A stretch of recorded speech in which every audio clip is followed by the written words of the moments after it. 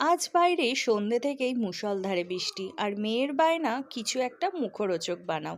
ব্যাস যেমন কথা তেমন কাজ, লেগে পড়লাম কাজে।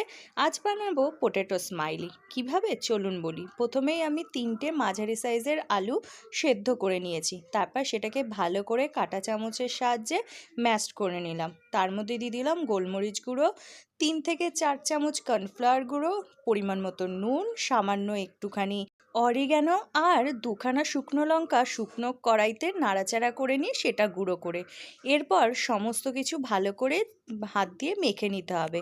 জল একদমই দেওয়া যাবে না। তারপর গোল গোল গ্লাসের আকারে কেটে নিয়ে তার মধ্যে চোখ এবং ঠোঁট এঁকে দিলেই রেডি আমাদের স্মাইলি শেপ।